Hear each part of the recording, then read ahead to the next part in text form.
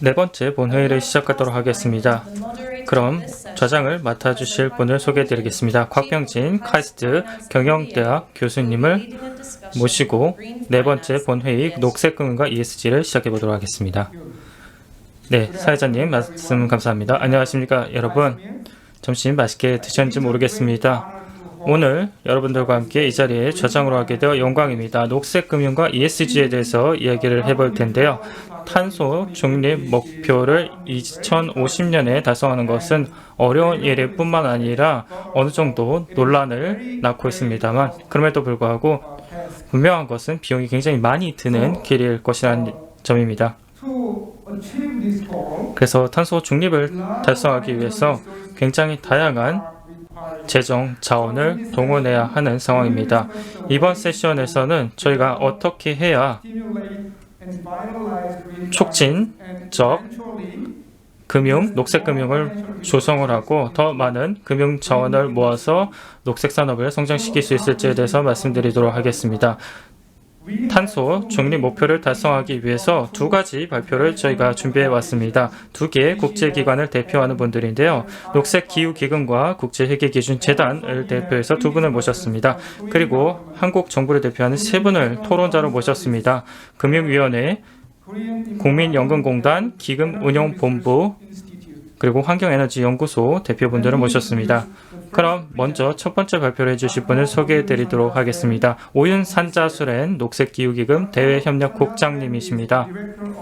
오윤 박사님께서는 현재 대외협력과 관련된 일을 맡아보시면서 기금을 이용해서 자원 동원, 파트너십 형성, 소통 개선, 그리고 옹호 활동을 하고 계십니다. 현재 녹색기후기금에 입사하기 전에 UN 최초로 환경 어셈블리의 대표로 참여하셨고 또 글로벌 워터 파트너십의 자문 대표로도 활동하셨습니다. 몽골에서 대표 정계 리더로 활동하시면서 환경부, 녹색개발, 그리고 외무부에서 일을 하셨습니다. 오윤 박사님께서는 캠브리지 대학에서 과학 학위를 받으셨습니다. 그럼 오윤님을 모시도록 하겠습니다.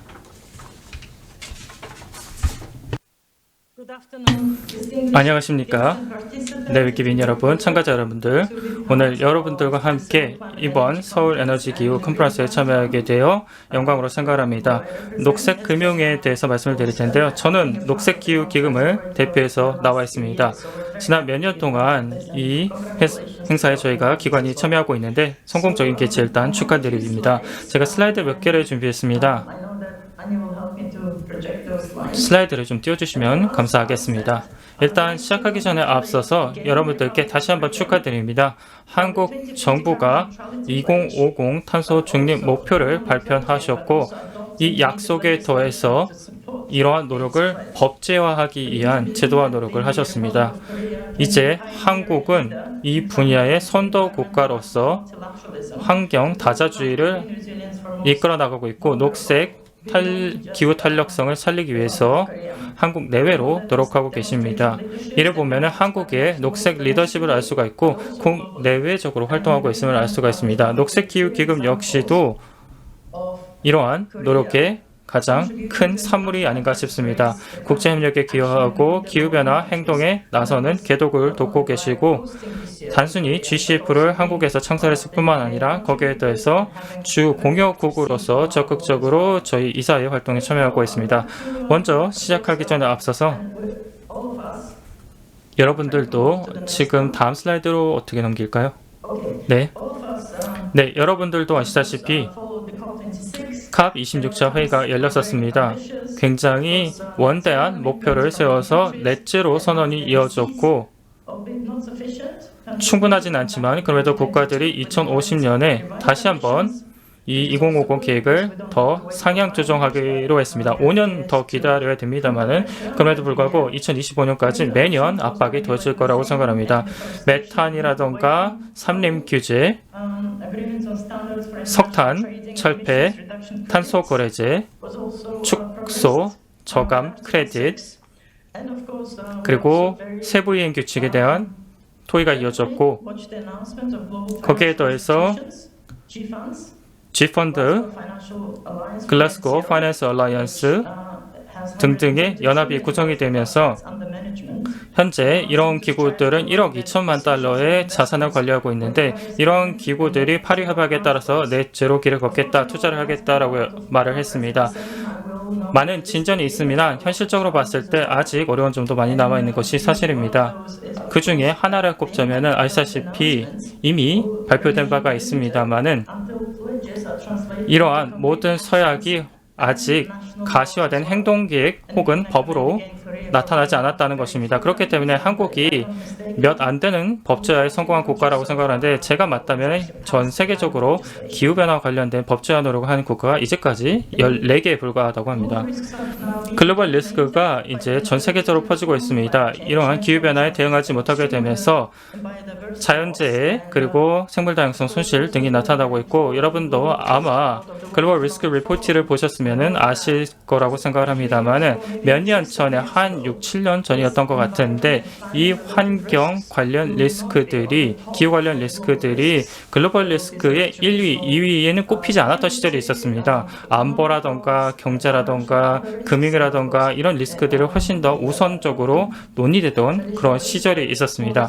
이제 이런 전통적 리스크에 더해서 이 5대 리스크가 탑 리스크로 2021년 꼽혔다는 사실을 말씀드리고 싶습니다. 그렇기 때문에 분명 2020에서 2030년까지 가는 길은 반드시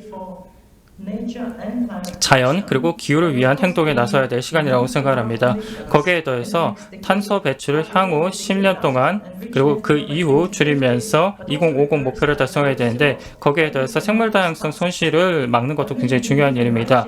제가 생각하기에 거기에 더해서 혁신과 기술이 나타나게 될 거고 또 이러한 대변혁을 위해서는 여러 가지 기술력이 동원되어야 될 겁니다. 거기에 더해서 복원을 위해서 지속가능한 성장도 나서야 됩니다. 그렇기 때문에 이 넷 지로를 향한 우리의 여정은 지난 28개월 동안 저희가 싸워왔습니다만 140여 개 국가, 주요 국가를 포함한 140여 개의 리더들이 모여서 이야기를 나눴음에도 불구하고 재계의 참여가 훨씬 더 활발해져야 될 것으로 보이며 거기에서 가장 중요한 것이라고 하면은 이런 민간에 대한 지원, 새로운 세대에 대한 지원이 필요합니다. 소비자라던가 글로벌 시티즌에 대한 지원도 있어야 된다고 생각을 합니다.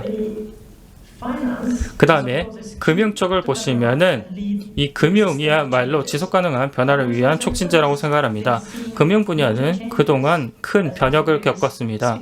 이전 연사분에서 아침에서도 언급이 나왔습니다만 은행에서 지금 자산관리사나 아니면 투자사들이 실질적인 정책과 SDG 그리고 파리 협약에 따른 투자 원칙을 세워나가고 있습니다. 예를 들어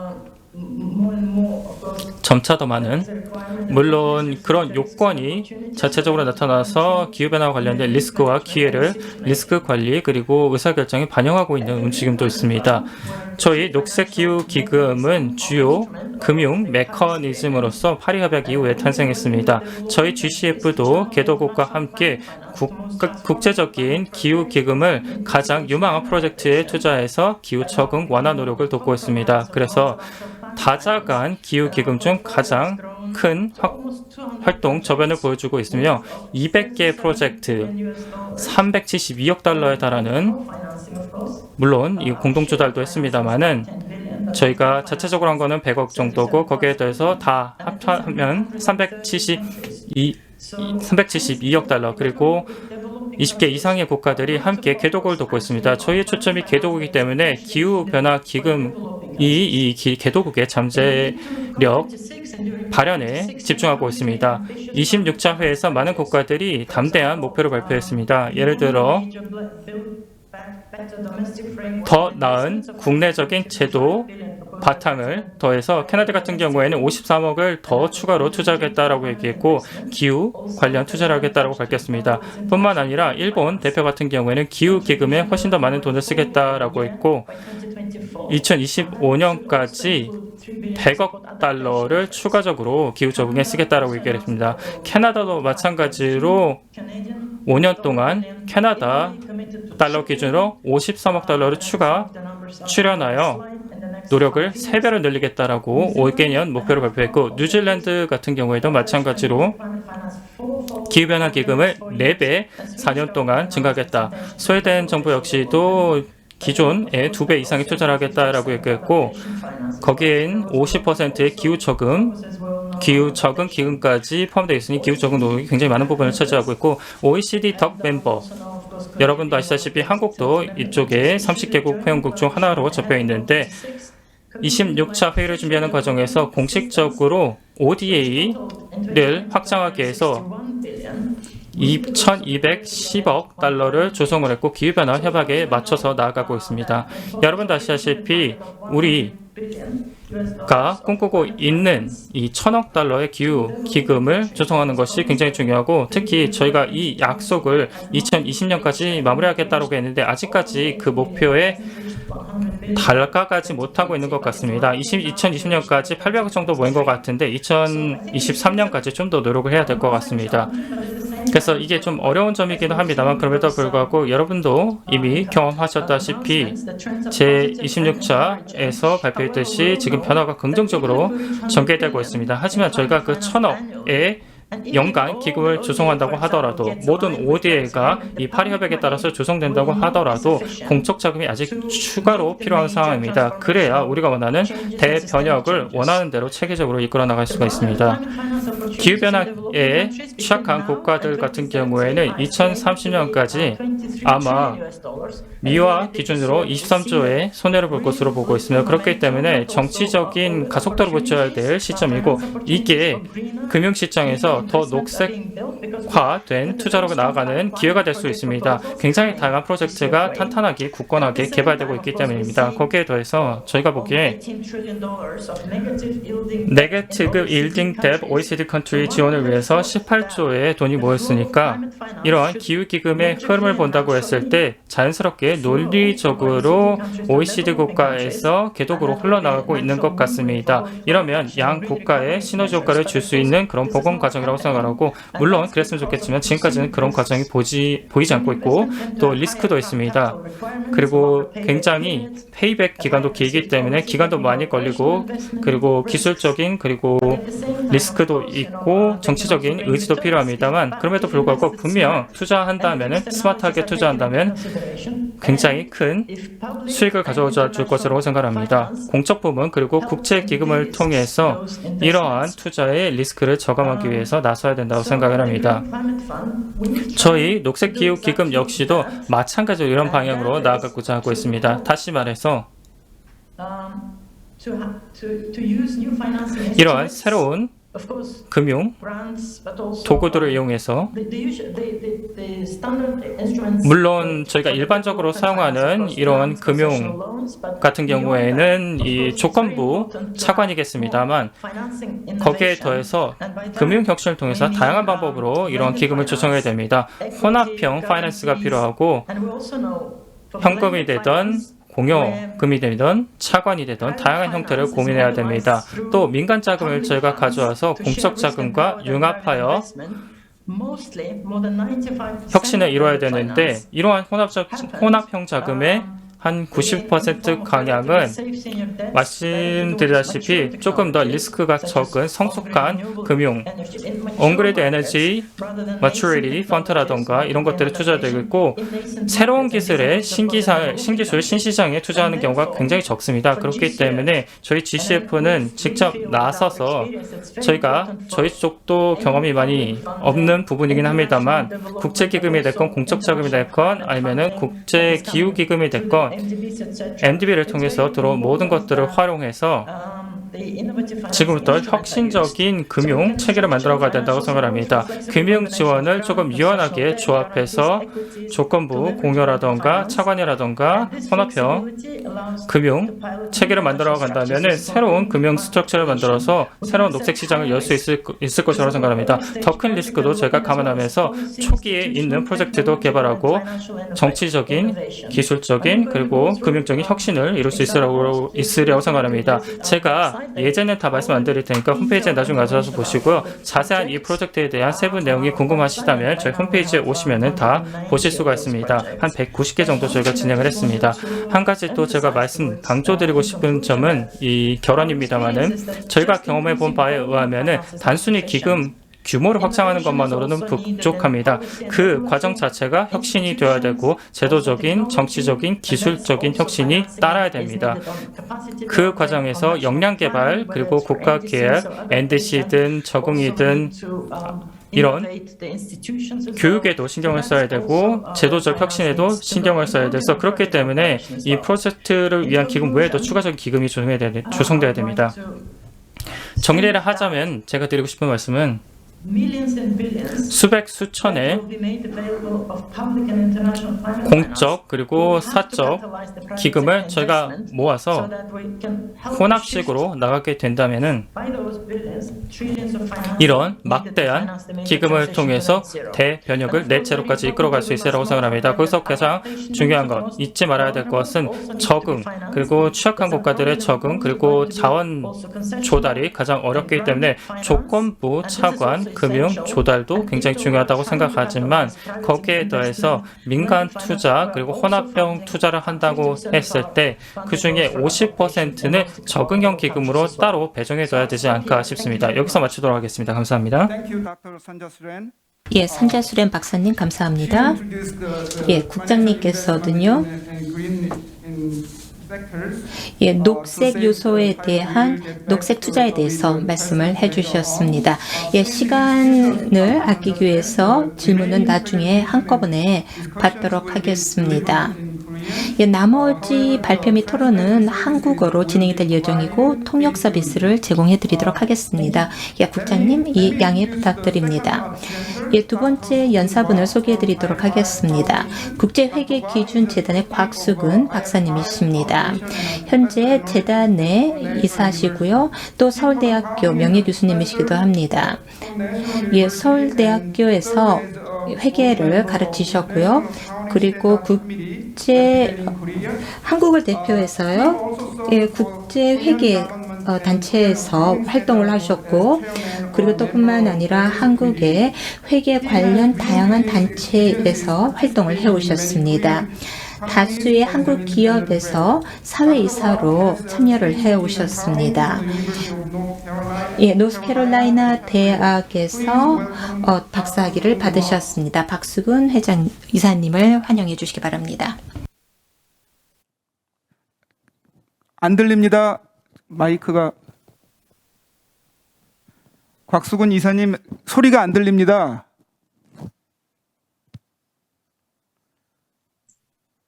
됐습니까? 예, 이제 소리 들립니다. 네, 죄송합니다. 여러분들 반갑습니다. 제8회 서울 기후 에너지 컨퍼런스에서 오늘 발표를 하게 된 것을 아주 영예스럽게 생각을 합니다. 제가 IFRS 재단의 트러스티를 맡고 있기 때문에 오늘 발표를 하게 된 것 같습니다. 저는 오늘 지난 11월 글래스고에서 열렸던 COP26에서 발표된 IFRS 재단의 ISSB 설립에 관한 배경 그리고 주요 내용 그리고 앞으로 향후 방향 그리고 한국에서의 대응 이런 것에 대해서 말씀을 드리도록 하겠습니다. 시간이 제게 한 10분 정도밖에 주어지지 않았기 때문에 많은 내용들을 다루지 못할 것 같고 주요 내용들은 제가 IFRS 재단에서 만들어진 슬라이드나 또는 IFRS 재단의 홈페이지를 가서 참조해 주시면 되겠습니다. 먼저 IFRS 재단이 이런 ISSB International Sustainability Standard Board를 설립하게 된 배경은 그 IFRS 재단의 활동하고 관련이 된다고 생각합니다.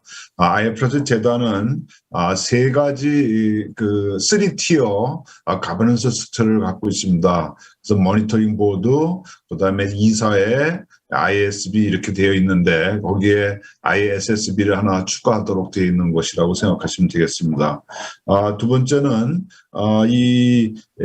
그동안 20년 이상 회계 글로벌 스탠다드를 만들어 오면 많은 그 좋은 경험이 있습니다. 특히 듀 프로세스를 거치면서 하이 퀄리티 스탠다드를 만들었던 그 경험이 ISSB에도 활용이 될 거라고 하는 믿음이 있었던 것 같습니다.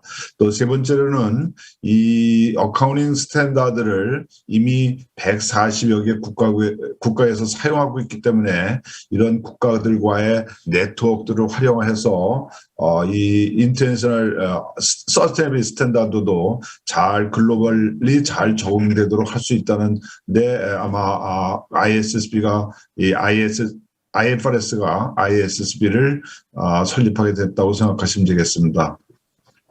이 설립 배경을 설명을 드리면 우선 이 과거에 우리 기업들이 CSR이나 CSV 이런 것들을 할 때는 그런 기업들의 자율적인 선택이었습니다. 그러나 요새 지금 현재 대두되고 있는 ESG 경영 또는 지속가능 경영은 기업의 선택의 문제가 아니라 첫째 시장에서의 요구입니다.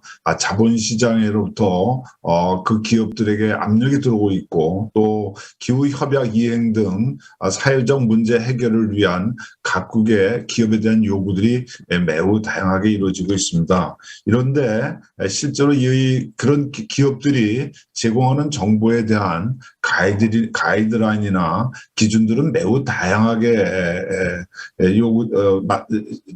요구되고 있습니다. 그래서 다양한 비용률 수익들이 다양한 기준이나 다양한 가이드를 만들어내고 있기 때문에 또 기업들이 부담이 상당히 많았고 또 각국이 요구하는 정보들도 굉장히 다양하게 많았습니다. 그러다 보니까 실제 이 정보들을 이용하는 사람들의 입장에서는 매우 혼란스러울 수밖에 없었습니다. 따라서 이러한 정보들을 좀 더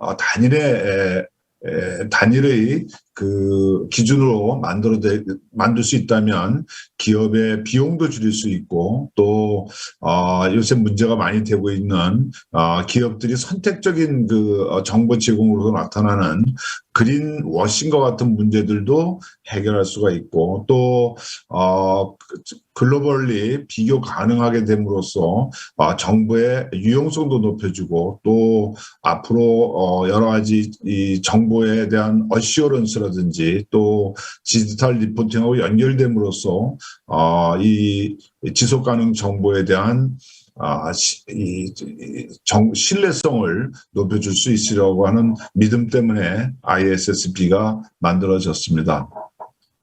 사실 이와 같은 과정은 매우 체계적으로 이루어졌다고 생각합니다. G20 재무장관 회의 또는 중앙은행장 회의에서도 많은 논의가 있었고, 그래서 Financial State Board에서 만들어진 TCFD 같은 레코멘데이션도 만들어졌는데 그런 것들을 요구하면서 이런 이 ISSB에 대한 준비 작업이 매우 체계적으로 이루어졌다고 생각합니다. 물론 매우 빠르게 이루어졌습니다. 그래서 지난 11월에 크게 세 가지가 발표가 됐습니다. 하나는 ISSB를 설립하는 것이고 또 두 번째는 기존에 있던 이 지속가능 정보에 대한 기준이나 프레임워크를 제공하던 기존에 있는 조직들과의 합병을 하는 것이고, 그리고 이미 월드 이코노믹 포럼이나 또는 유엔과 같은 기구에서도 함께 참여해서 테크니컬 레디니스 워킹 그룹에서 이미 준비를 해서 이 스탠다드의 프로토타입들이 발표가 되었습니다. 이 국제 지속가능 기준을 만드는 데는 몇 가지 전략적 방향이 있었습니다. 한 가지는 글로벌 베이스라인으로서 어프로치를 하는 것입니다. 다시 말씀을 드리면 과거에 재무회계 보고와 같은 경우에는 저희들이 리포팅 스탠다드라고 얘기를 했고, 모든 기업이나 모든 국가에서 모든 기업들이 단인의 기준을 쓰는 그런 리포팅 스탠다드였습니다. 그러나 이 지속가능 보고의 경우는 그 범위가 워낙 넓고 다양하기 때문에 글로벌 베이스라인으로서의 디스클로저 스탠다드 공식 기준을 만들어 내는 것으로 하고 있고, 또 이러한 그 글로벌 베이스라인 위에 각국의 특성에 맞게 변형해서 쓸 수 있는 그런 플렉시빌리티를 주었다라고 생각하시면 되겠습니다. 두 번째는 자본시장을 기본으로 하고 있습니다. 그래서 자본시장에서의 투자자들의 정보 요구들을 우선적으로 고려해서 스탠다드를 제공할 예정입니다. 사실은 이런 지속가능 정보에 대한 를 요구하는 이해관계자들은 매우 다양합니다. 하지만 모든 이해관계자들의 요구들을 충족을 할 수 없기 때문에 1차적으로 먼저 자본시장의 투자자들의 요구를 충족하기 위해서 만들어졌다고 생각하시면 되겠습니다.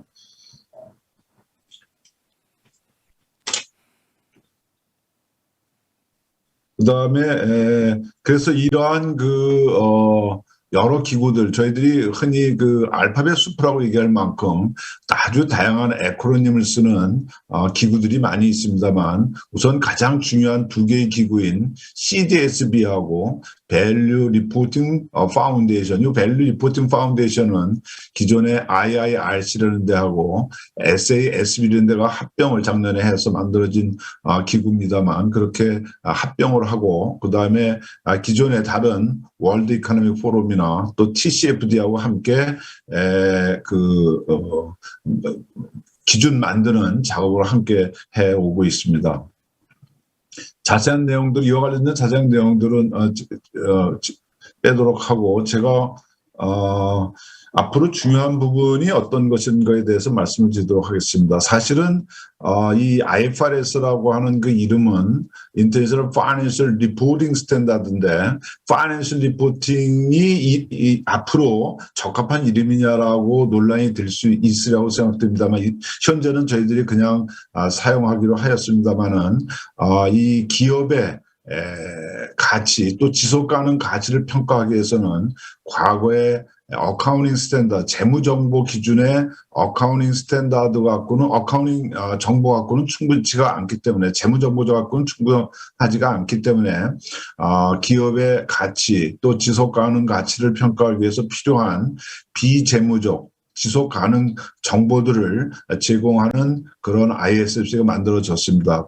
이 ISSB가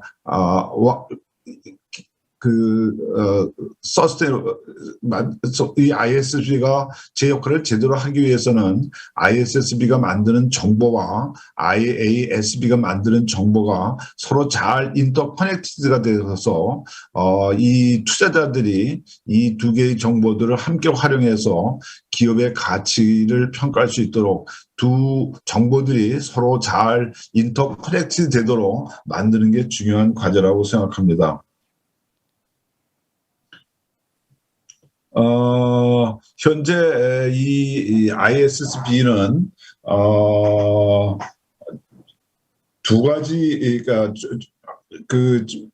헤드쿼터를 두 곳에 지금 두도록 되어 있습니다. 한 곳은 프랑크푸르트고 또 한 곳은 몬트리올인데, 프랑크푸르트의 위원장과 위원회가 소재를 할 것이고, 몬트리올의 또 다른 역할을 하는 헤드쿼터를 두도록 되어 있는데, 이 두 개의 헤드쿼터를 갖는 것은 각 대륙을 대표하는 부분도 있고, 또 어떻게 보면 펀딩하고도 관련이 되어 있다고 생각합니다. 그리고 샌프란시스코에 또 오피스를 두게 되어 있는데, 이 샌프란시스코에는 현재 SASB, Sustainable Accounting Standard Board가 위치하고 있는데 상당히 많은 스태들이 그쪽에 위치를 하고 있기 때문에 샌프란시스코에 또 리저널 오피스를 두도록 하고 있고 또 런던에도 그 역할을 하는 오피스가 있도록 되어 있습니다. 그리고 아시아 오세아닉을 대표하는 리저널 오피스를 동경이나 또는 베이징 중에서 한 곳을 선택하려고 지금 계획을 세우고 있습니다.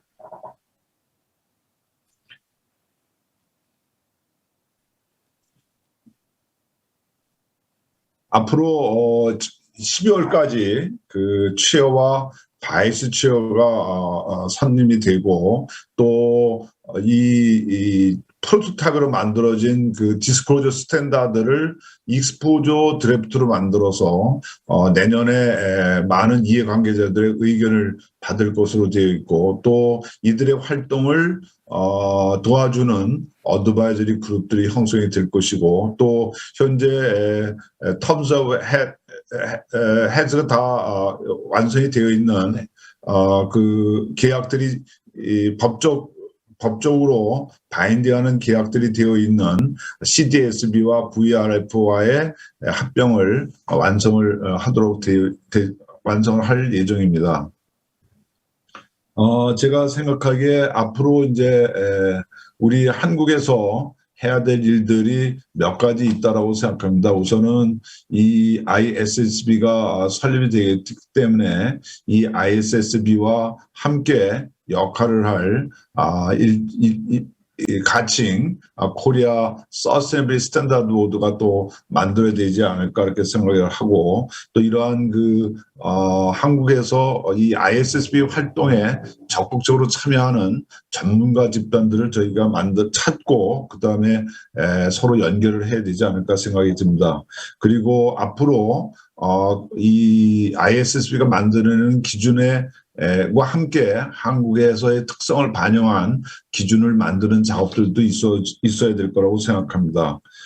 그리고 앞으로 이런 그 지속가능 보고 기준 그리고 이런 기준을 잘 만드는 그 기업들의 역할 그리고 이러한 기업들이 만들어내는 정보들을 평가하는 기관들 그리고 기업들이 만들어내는 정보들을 어시오하는 그런 그 기관들 그리고 이와 관련되는 또 이 그 감독 또는 규제 기구들의 그 연계가 굉장히 중요할 거라고 생각합니다. 일단 간단하게 제 발표를 마치도록 하겠습니다. 감사합니다. Thank you, Dr. Kwak. He explained the 교수님, why 고맙습니다. International 교수님께서는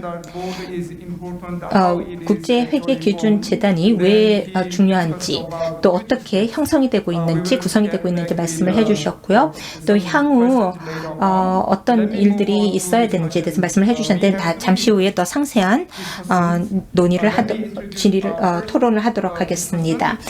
토론자분들을 소개해드리도록 하겠습니다. 첫 번째 토론자는 한국 정부를 대표해 주시는 이세훈 금융위원회 사무처장님이십니다. 이세훈 처장님께서는요, 기재부에서도 근무를 하셨고요. 그리고 뭐 금융위원회라든지 또 청와대에서도 근무를 한 바가 계십니다. 커네티커트 대학에서 법과 경영에 대해서 공부하셨습니다. 환영해 주시기 바랍니다. 제가 오늘 그 말씀드릴 내용은 한국 정부가 특히 이제 금융권에서 녹색금융이라든가 ESG 경영 이 부분을 촉진하고 산업계 탄소 중립 전환을 지원하기 위해서 어떤 그 과제들을 하고 노력들을 하고 있는지를 간단히 좀 소개드리고자 합니다.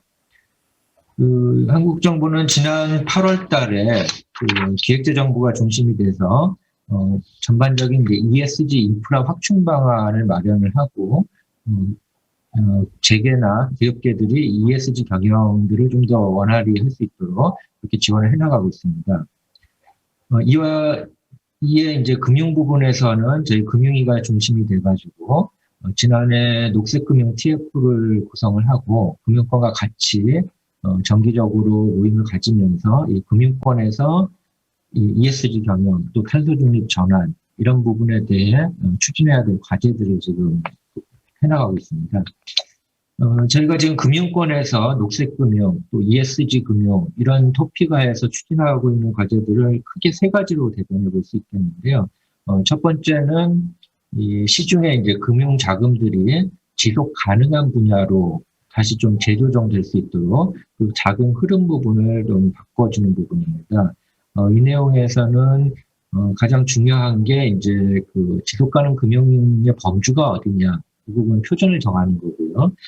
이거는 환경부와 저희가 같이 협조해서 K-텍서노미로 불리는 녹색 분류 체계를 지금 마련하는 작업을 중점적으로 하고 있습니다. 이와 관련해서 또 금융사들, 여러 그 기관 투자자들이 지속 가능한 부분에 투자할 수 있도록 여러 벤치마크라든가 인센티브 구조를 개선하는 과제들로 추진하고 있고요. 그다음에 또 하나 중요한 분야가 정책금융. 기존에는 정책금융을 가지고 어떤 경제개발이나 혁신 부분 이런 쪽에 많은 부분 지원을 해왔는데 향후에는 이 지속 가능한 분야, 특히 이제 녹색 분야나 저탄소 분야 이런 쪽에 대한 지원 비중을 좀 더 확대를 해나갈 계획입니다. 두 번째로는 지속 가능한 금융의 인프라를 마련하는 부분입니다. 이 과제 안에는 가장 중요한 게 이제 ESG 공시 회계 제도를 마련하는 것들이고요. 그 다음에 금융권 안에서는 기후 변화에 따른 금융시장의 리스크들을 어떻게 체계적으로 관리하고 감독해 나갈 것이냐 하는 게 또 중요한 과제입니다. 또 하나는 이제 기업의 ESG 활동, 또 ESG 경영을 시장에서 어떻게 평가하고 이 부분을 시장 참가자들에게 어떻게 정보를 전달할 것이냐 하는 그 ESG 평가 체계를 정비하는 부분이 하나 있습니다. 이런 그 인프라 구축과 관련한 여러 가지 과제들을 지금 추진을 해나가고 있고, 마지막으로는 금융권 안에서 이 ESG에 대한 인식을 강화하고 또 역량을 강화하는 부분이 되겠습니다. 그래서 지금 현재 여러 금융회사들이 ESG 전담 조직을 마련을 하고 있고 또 그 기관 내에서 ESG 관련된 교육이나 세미나 이런 것들을 통해서 인식들을 많이 좀 개선을 해나가고 있는 상황입니다. 그리고 금융당국과 금융회사들이 같이 협조해서 ESG 정보를 서로 공유할 수 있는 플랫폼도 지금 구축을 하고 있고 여러 가지 네트워크를 형성을 하고 있습니다. 마지막으로 ESG 관련해서 국제공조에도 저희가 참여를 해서 국제사회의 흐름을 예의주시하면서 필요한 권고사항이나 이런 것들을 제도화하는 노력을 계속 해나가고 있습니다. 이상 말씀드린 대로 저희가 세 가지 방향에서 지금 금융권의 ESG 체계, 또 녹색금융 체계 이런 부분들을 뒷받침을 하고 있습니다. 하지만 아직 한국에서 이 논의가 그렇게 어떻게 보면 초기 단계라고 할 수 있고 또 국제사회가 겪고 있는 것과 마찬가지로 여러 가지 챌린지를 지금 갖고 있습니다. 가장 중요한 것 중에 하나가 이제 그린워싱 이 부분을 어떻게 극복할 거냐 하는 문제고 또 하나는 이 금융권의 자금이 탄소 중립 쪽으로 전환하기 위해서는 산업 구조에 전환하고 같이 균형을 맞춰서 같이 가져야 되는데 아시다시피 한국의 산업 구조가 그동안 탄소에 굉장히 의존을 해왔기 때문에 이 부분에 있어서 전환의 속도와 방향을 실물과 금융이 어떻게 균형을 맞추느냐 하는 것도 앞으로 큰 그 과제일 것 같습니다. 예, 제 말씀은 이상으로 마치도록 하고요. 마지막으로 한국 정부 또 금융권도 최근에 이 ESG 경영과 녹색금융에 대해서 굉장히 인식이 많이 제고가 됐고 이 부분의 커다란 흐름에 대해서 보조를 맞추기 위해서 여러 가지 굉장히 노력을 빠르게 하고 있다는 말씀을 좀 드리고 싶습니다. 예, 감사합니다. Thank you, Mr. Lee. He mentioned 예, how, 고맙습니다. 이세훈 사무처장님. 사무처장님께서는 한국 정부가 어떻게 이 녹색 산업화 고령화로 감에 있어서 도움을 주고 있는지에 대해서 말씀을 해주셨습니다. 두 번째 토론자를 소개해드리도록 하겠습니다. 이동석 국민연금공단 소속 실장님이십니다. 현재 7천억 이상의 규모를 운영하면서 현재 수탁자 책임 실장으로 국민연금공단에서 일하고 계십니다. 현재 실장으로 근무하시기 전에 한국의 투자증권에서 근무를 하셨고요. 중앙대학교에서 경영학과를 전공하여 졸업하셨습니다. 그럼 발표 부탁드립니다. Mr. E.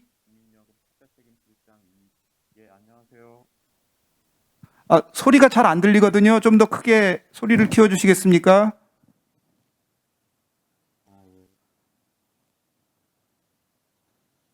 잘 들리시나요?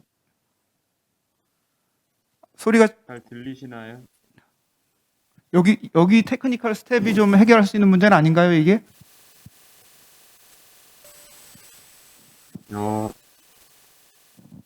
말씀해 보시죠. 잘 들리시나요? 예, 잘 들립니다.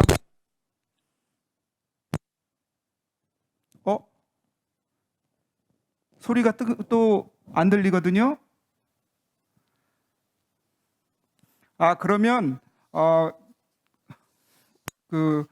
이 테크니컬한 문제를 해결하는 동안 우리 다음 그 디스커션을 먼저 듣도록 하겠습니다.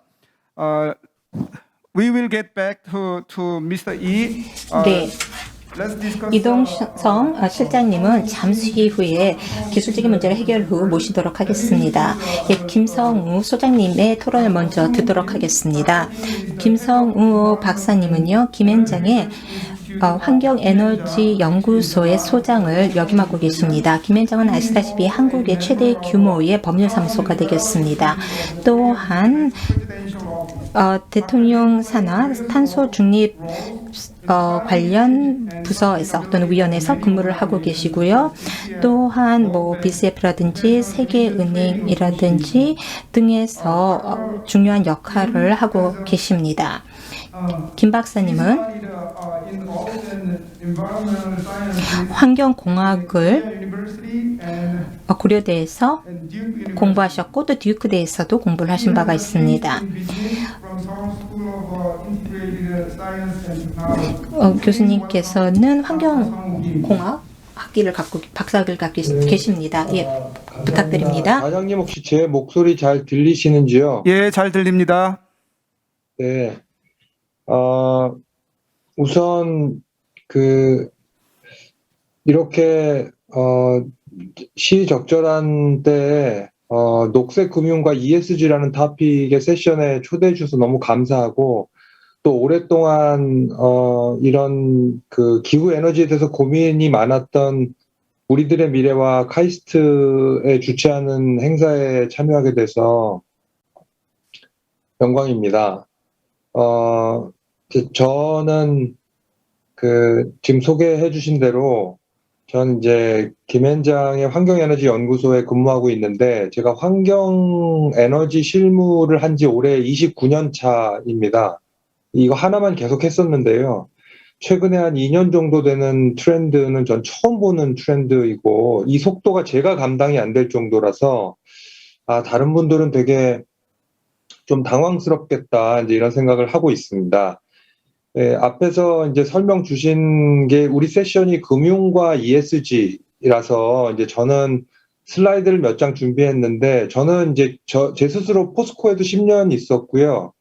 저는 일반 기업들을 우리 김앤장에서 이 탄소 중립 ESG 관련해서 일반 기업들 자문을 많이 하기 때문에 전 기업 관점에서 이 금융과 ESG가 어떻게 연결되는지를 조금 설명드리면 어떨까 싶습니다.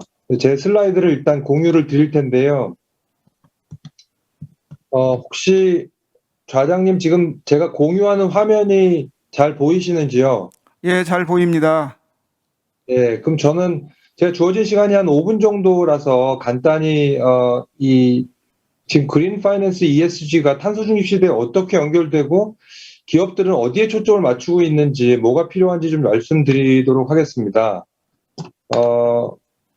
이제 아시다시피 탄소 중립을 선언하는 국가도 많지만 기업들이 한 1년 만에 900개에서 한 5,000개 가까이로 늘어났거든요. 기업들이 탄소 중립을 한다는 거는 그냥 아무렇게나 할 수는 없고 전략이 있어야 하고 주주이사회 간 합의가 있어야 하고 내부 구성원 간 합의도 있어야 하고 그렇기 때문에 이게 그 간단한 문제는 아닌데요. 엄청나게 늘어나고 있는 건 사실인 것 같습니다. 업종을 보시면 탄소 중립을 비교적 용이하게 달성할 수 있는 데도 있겠으나 우리가 볼 때 상당히 걱정되는 업종도 탄소 중립을 선언하기에 그런 업종도 섞여 있는 걸로 봐서 이게 상당한 대세는 대세인데 이제 우리들이 정부의 시그널은 탄소 중립을 하라는 정부의 시그널은 그동안에 제가 전문가 입장에서 볼 때 그렇게 엄청 충분했다 이렇게 볼 수는 없는데 그럼에도 불구하고 이렇게 기업들이 굉장히 어려워 보이는 업종까지도 폭발적으로 탄소 중립을 선언하는 데는 ESG가 자리하고 있다 이렇게 보시는 게 맞습니다. 그러니까 ESG는 아시다시피 이제 이해관계자의 비재무적 요구인데 거기에 이제 핵심적으로 요구를 가하는 사람이 주주이고요. 힘이 강한. 그리고 핵심 테마가 기후변화입니다. 그래서 슬라이드에서 보시는 것처럼 클라이밋 액션 100 플러스라는 이제 대표적인 투자자 연합이 기업들을 대상으로 탄소 중립 관련해서 혹은 탄소 감축 관련해서 인게이지를 해서 이들이 탄소 중립을 선언하도록 디맨드하고 있다 이렇게 보시는 게 저는 지금 현재 시그널로서는 맞는 것 같고요. 이게 얼마나 빨리 변하냐 하면은 이 ESG의 요구, 탄소 중립을 원하는 ESG의 요구가 얼마나 빨리 변하냐 하면은 이제 자산 규모 기준으로 에셋 매니저들이 탄소 중립을 선언하고 있는데요. 이들이 주주들이라고 볼 수 있잖아요. 이제 탄소 중립을 선언하고 있는 그 에셋 매니저가 운용하는 자산이 작년 말에는 9 트릴리언이었는데 이게 6개월 만에 43 트릴리언이 됐습니다. 단위도 빌리언이 아니고 트릴리언이라서 이제 이 흐름과 속도를 좀 보실 필요가 있겠고 메인스트림화를 보실 필요가 있겠다 생각됩니다. 그런데 이게 이 자산운용사들이 탄소 중립을 선언하는 건 어떤 의미가 있냐면 자산운용사들의 스스로의 배출량보다는 자산운용사들이 투자한 투자 대상 회사, 즉 포트폴리오의 배출도 탄소 제로화 하겠다라는 선언입니다. 왜냐하면은 파이낸스 인더스트리 같은 경우에는 자기 스스로보다 자기가 투자한 회사의 배출량이 700배 정도 되기 때문에 이걸 빼고서는 탄소 중립을 선언할 의미가 별로 없는 것이거든요. 이제 최근에는 이런 자산 운용사들 혹은 에셋 오너들이나 에셋 매니저들이 그러니까 소위 말하는 투자자들이 투자 대상 회사를 인게이지하는 타입도 지금 슬라이드에서 보시는 것처럼 이제 행동 강도에 따라서 평상시 커뮤니케이션부터 시작해서 투자 철회까지 다양한데요. 주목하실 점은 이런 다양성은 여전히 옛날에도 있었는데 최근에는 이게 회사의 의사결정과 좀 깊이 연결되어져 가는 것 같습니다. 예를 들어서 이제 주주 제한 같은 경우에는 우측 상향에 있는 것인데 이제 엑슨모빌의 유명한 스토리지만 5월 달에 주주총회에서 5,000분의 1의 가치를 주주 가치를 들고 있는 소액 주주가 12명의 보드 멤버 중에 3명을 교체를 했습니다. 이거는 그 소액 주주가 주주 제한을 한 일도 과거에는 있었지만 이 소액 주주 이외에 블랙락이라든지 칼패스라든지 하는 이제 대주주들이 이거를 동의해 줬기 때문에 보드가 바뀐 거거든요. 그거는 올해 처음 있었고요. 리티게이션 같은 경우에도 과거에도 소송이 많이 있었는데 이제 주로 피해 소송이나 뭐 기후 소송 관련이면은 이제 로스 앤 데미지 관련 소송이었을 텐데 올해는 이제 사업 모델에 대해서 쉘 보고 이미 주주총회에서 20% 감축으로 다 합의한 내용을 뒤집고 45%를 감축하라는 비즈니스 모델에 대한 판결이라서 그것도 인권 조항을 근거로 하기 때문에 이게 범용적으로 퍼질 수 있다 이렇게 보시는 게 좋을 것 같고요. 그래서 이제 글로벌 회사들이 대응을 하는데 5가지 유형 정도로 대응을 하고 있거든요. 이제 이거는 이코노미스트에서 유형을 이제 분류한데 저희 연구소가 조금 더 더한 것인데, 여기에 핵심은 제가 볼 때는 기술 혁신으로 많은 부분이 가고 있다라고 생각하시면 좋을 것 같습니다. 이제 그게 그린 파이낸스가 백업하는 슬라이드인데요. 최근에 보면은 이제 클린텍 벤처 캐피탈이 상당히 빠르게 늘어나고 있습니다. 지금 이게 제가 딜 밸류하고 넘버 오브 딜스를 최근에 얼마나 빠르게 증가하고 있는지, 특히 2021년 데이터는 지금 9월까지만 환산한 건데 거의 작년 데이터 1.5배가 넘어가는 상황인데요.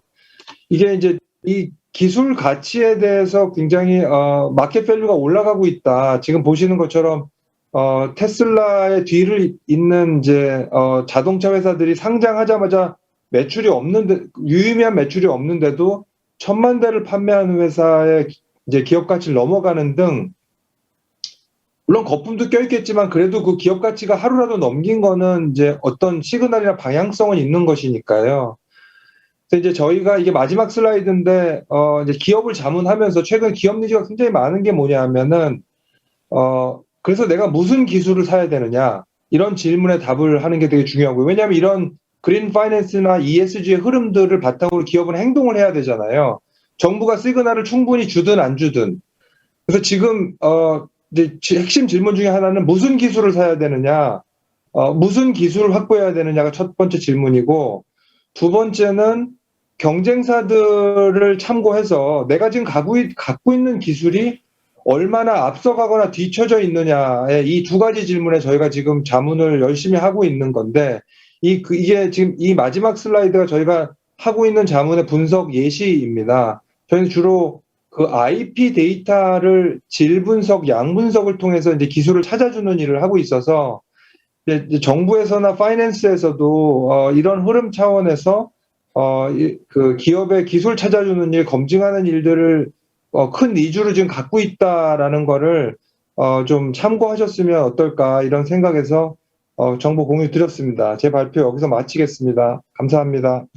Thank you, Dr. Kim. Previous 네, three presenters 맞습니다. discussed about the public sector. 네, 세 분께서 공공부문에 대해서 말씀을 해주셨고, 방금 김 소장님께서 현재 민간 회사들이 얼마나 빠르게 ESG 지향으로 나가고 있는지 말씀해 주셨습니다. 그럼 나중에 이제 말씀을 나누겠고, 이 실장님 다시 오셨나요? 안녕하세요. 잘 들리세요? 예, 잘 들립니다. 네, 국민연금 스타트 책임실장 이동섭입니다. 연결이 좀 매끄럽지 않아서 죄송합니다. 먼저 국민연금 말씀드릴 순서는 국민연금이 어떤 규모의 회사이고, 그 다음에 책임투자 체계가 어떻게 구성되어 있고, 그 관련해서 환경 관련해서 기후변화 관련해서 어떤 활동들을 하고 있는지 중심으로 좀 설명드리도록 하겠습니다. 먼저 국민연금의 책임투자는 그 기금의 장기 수익성과 재정의 안정성을 위해서 하고 있는데요. 규모 자체가 900조 가까이 이제 넘다 보니까 그 실제로 전 자산군에 대해서 전 세계적으로 이제 자산을 소유하고 있는 그런 구조가 되겠습니다. 그래서 국민연금의 책임 투자는 일단 전 자산군과 전 세계에 영향을 좀 준다라고 좀 볼 수가 있겠고, 두 번째로는 뭐 어떤 체계를 가지고 저희가 하고 있는지를 좀 말씀드려야겠는데, 먼저는 ESG 통합 전략이라고 해서 그 투자 의사결정 과정에서 환경사회 지배구조 요소를 고려하는 ESG 통합 전략을 시행하고 있고, 두 번째로는 그 네거티브 스크리닝 전략, 그다음에 세 번째는 의결권 행사, 네 번째가 인게이지먼트, 이렇게 네 가지로 구성이 됩니다. 그런데 그 각 영역별로 이제 활동들이 조금씩 다르게 되는데요. 먼저 ESG 통합 전략에 대해서 먼저 말씀을 좀 드리면, 영역별로 그 저희가 ESG 통합을 하기 위해서는 먼저 그 평가를 해야 하는데, 저희가 국민연금이 독자적인 평가 체계를 갖추고 있습니다. 총 13개 항목에 대략 52개 지표를 가지고 기업들을 평가하고 있는데, 이 중에 한 3개 영역에 한 12개 정도의 지표가 그 환경과 관련된 항목들이 되겠습니다. 최근에는 그 기후변화에 조금 더 이제 방점을 두기 위해서 자발적으로 국제기구에 참여하고 있는지 여부 등등도 그 기업들을 평가하는 요소로서 저희가 추가를 하였고요. 두 번째가 이제 네거티브 스크리닝인데 이 부분은 저희가 21년 5월 달에 그 석탄 채굴 및 발전 산업에 대해서 그 투자 제한을 하기로 결정이 되었고 그때 바로 그 석탄 발전 관련해서 그 글로벌로 신규 프로젝트 투자는 즉시 중단을 한 상황입니다. 그리고 이미 보유하고 있는 그 관련 기업들 대상으로는 저희가 연구 영역이라든지 내부의 이제 토론, 그다음에 이해관계자 의견들을 수렴을 해서 그 어떤 방식과 어떤 절차대로 그 투자 제한을 실시할지는 현재 검토 중에 있고요. 뭐 올해는 뭐 거의 다 지나갔습니다만 내년 한 상반기 정도 되면은 윤곽이 좀 나오지 않을까 이렇게 좀 생각을 합니다. 그리고 이제 세 번째가 저희가 이제 의결권도 행사를 전 세계적으로 하고 있는데 이 환경 관련해서 국내 기업들 같은 경우에는 그 주주 제한이나 이런 부분들이 아직 좀 사례가 없는 상황입니다. 하지만 영미문화권을 중심으로 해서는 환경 관련한 주주 제한들이 이제 꽤 많이 들어오고 있는데 그런 주주 제한이 들어왔을 때 저희가 그런 동종 업종의 그 상황을 좀 살펴가지고 그 실제로 이제 주주 제한에서 요구하는 것들이 보면은 기업의 탄소 배출량 수준이라든지 뭐 저감 노력이 어떤지, 그다음에 기업들의 공급망에 어떻게 저감 노력을 하고 있는지 등등을 보고해달라는 그런 주주 제한들이 많거든요. 그래서 저희가 동종 업종들을 비교해보고, 그다음에 기업들이 현재 그 어느 정도 하고 있는지 뭐 등등을 좀 종합적으로 고려해서 주주 제한에 뭐 일부 찬성하고 있는 상황이기도 합니다. 마지막으로는 이제 인게이지먼트인데요. 국민연금의 인게이지먼트가 현재는 국내 기업 중심이었다면 앞으로는 해외 기업의 대상으로도 인게이지먼트를 할 예정인데요. 특히 주제 면에서는 거의 대부분이 다 지배구조와 관련된 인게이지먼트를 저희가 해왔다면 앞으로는 그 환경이나 사회 쪽도 저희가 좀 영역을 좀 넓혀 가려고 하고 있습니다. 그래서 그 노출도가 큰 기업들 중심으로 해서 준비정도가 낮은 기업들을 좀 선정을 해가지고 그 환경, 뭐 기후 특히 관련해서 좀 저희가 인게이지먼트를 좀 계획하고 있는 상황입니다. 뭐 이런 네 가지 영역뿐만 아니라 저희가 글로벌로 국제적인 공조도 좀 하고 저희 역량도 좀 키우기 위해서 AIGCC 같은 그런 환경단체하고 환경 이니셔티브에도 저희가 가입해서 활동을 하고 있는 상황입니다. 이 정도로 제 말씀은 좀 마치도록 하겠습니다. 감사합니다. Thank you, Mr. Lee. He discussed 네, about 감사합니다. 지금 실장님께서는 그동안 국민연금공단이 어떻게 ESG와 관련된 기금을 관리하는지 말씀해 주셨고요. 약간 저희가 시간이 남다 보니까요. 지금부터 각각 분들께 질문 하나씩 드릴 수 있을 것 같습니다. 질문을 드리면 간단하게 답변해 주시면 좋을 것 같은데요. 먼저 오윤 산자수레님께 질문 드리겠습니다. 지금 현재 코로나19 상황에서 아마 보셨을 것이라고 생각을 하는데 협력이라는 것이 전 세계 문제 해결의 핵심 키워드로 떠오르고 있습니다. 특히 개도국과 선진국 간의 협력이 중요해지고 있고 또 국제기구의 리더십이 이러한 협력을 끌어내는 데 중요한 역할을 할 거라고 보는데요. 그럼 녹색기후기금은 어떤 리더십을 발휘해서 이러한 협력을 끌어내실 생각인가요? 특히 개도국과 선진국 간의 협력을 어떻게 끌어내셔서 탄소 중립을 달성하실 생각이신지 궁금하고 또 그 과정에서 한국 정부가 어떤 역할을 발휘하면 좋을까요? 굉장히 저희 기관과 관련이 높은 질문을 해주셨는데요. 여러분도 아시다시피 코로나19로 인해서 굉장히 극단적인 영향을 많이 미쳤습니다. 특히 개도국 위주로, 금융 위주로 많은 영향을 미쳤고 OECD 국가들이 그러다 보니까 수조를 동원해서 녹색 회복에 나서고 있는데요. 개도국 입장에서는 참 어려운 시기가 아닐 수 없습니다. 그래서 저희 녹색기후기금 같은 경우에는요. 새로운 접근법을 하나 도입했습니다. 먼저 첫 번째로 적응형 접근법이라는 게 있습니다. 예를 들어 상황이 너무 복잡하고 어렵기 때문에 일단 프로젝트를 시작한다고 했을 때 우선 시범적으로 시작을 해보고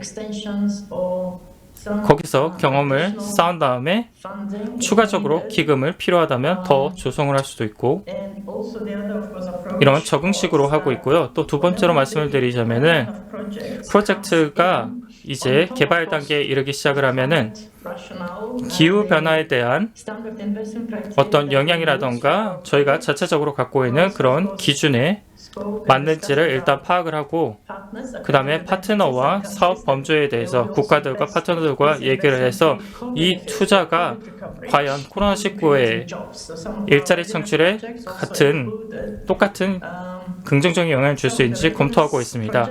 다시 말해서 이미 준비 중인 프로젝트 같은 경우에도 정부 계획의 일환으로서 이런 프로젝트가 진행이 된다면은 녹색의 회복 탄력적인 기후 대응에 나설 수 있다고 생각하고 있고, 또 최근 같은 경우에는 저희가 실험에 나섰는데요. 아직 이행은 안 됐습니다만은 저희가 일부 국가와 함께 이야기를 하면서 혁신적인 기후 부채 수합이 가능한지 얘기해 보고 있습니다.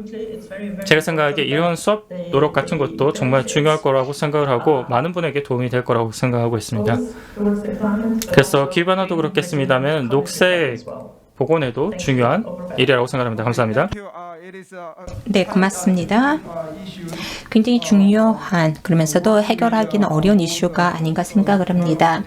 개도국 그리고 선진국이 함께 해나가는 것이 쉬운 일은 아닌 것 같습니다. 다음 질문은 곽 이사님께 드린 질문 되겠습니다. 한국 정부가 2030년까지 그 모든 상장사에게 ESG 리포트를 보고서를 이제 보고하라고 이제 그 발표를 했는데, 지금 이제 그 ISSB에서 그 서스테이너빌리티 디스클로저 스탠다드를 이제 준비하고 계시는데, 이게 이제 타임라인이 어떻게 되고, 그러면 한국 기업들은 그 2030년을 향해 나가면서 그 어떻게 그런 것들을 준비를 해야 될지, 그런 부분에 대해서 잠깐 코멘트를 해주셨으면 좋겠습니다. 네, 좋은 질문 하셨습니다. 사실은 이 ESG 관련된 정보, 즉 현재 공시하는 그 지속 가능 보고서를 만드는 기업들이 한 130개 정도 되는 것 같습니다. 그리고 물론 앞으로 좀 더 늘어날 거라고 생각이 들긴 합니다만, 특히 이제 이 ISSB의 경우에는 일종의 글로벌 스탠다드입니다. 그래서 특별히 글로벌 투자자들이 투자를 하고 있는 기업들의 경우에는 이 ISSB에 맞춰서 정보를 공시를 하는 것이 매우 중요할 거라고 생각됩니다. 그렇지만 그렇지 않은 예를 들면 중규모라든지 소규모의 기업들의 경우에는 ISSB에 맞춰서 정보를 공시하는 게 쉬운 일이 아닐 거라고 저는 생각이 듭니다. 그래서 저는 몇 단계 과정을 거치면서 저희가 의무화가 필요한 게 의무화를 해야 된다고 생각하는데, 처음에의 경우에는 저희가 ISSB 또는 한국의 KSSB에서 만들어내는 ESG 예를 들면 기준을 만들어낸다고 했을 때 그 기준에 대해를 제시를 하고 기업들이 자발적으로 그 기준에 맞춰서 공시하는 거를 기업들이 늘어나도록 하고, 또 그런 기업들이 좋은 정보들을 공시하는 기업체들에서 투자자나 시장에서 또는 금융기관에서 좋은 평가를 해주면서 예를 들면 파지티브한 인센티브를 주도록 하고, 더 많은 정보를 인커리지하는 기업에 대해서 더 많은 인센티브를 가도록 해주는 게 저는 처음에 시작 포인트라고 저는 생각을 합니다.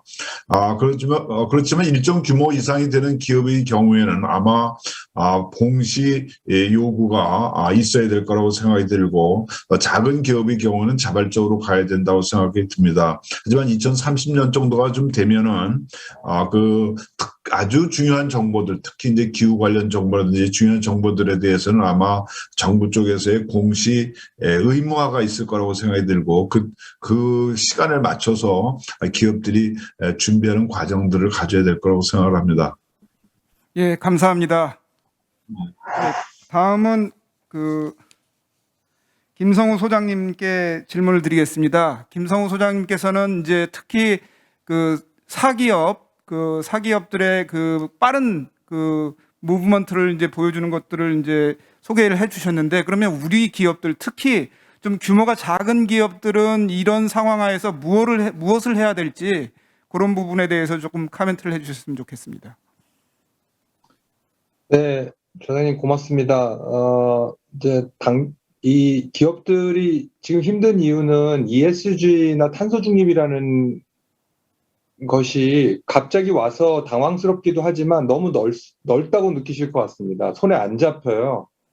그래서 이제 어디에 집중을 먼저 하셔야 되냐면 제가 항상 이제 이사회 강연이나 사장단 강연할 때 항상 하는 얘기인데 내 이해관계자의 나한테 중요한 게 뭔지를 찾으셔야 된다라는 이게 약간 stating the obvious 한 것 같지만 그걸 찾으셔야 되는 게 핵심입니다. 그러니까 제가 저 같은 전문가를 제가 트레이닝할 때는 전문가의 핵심은 ESG나 탄소 적립에서 전문가의 핵심은 relevance입니다.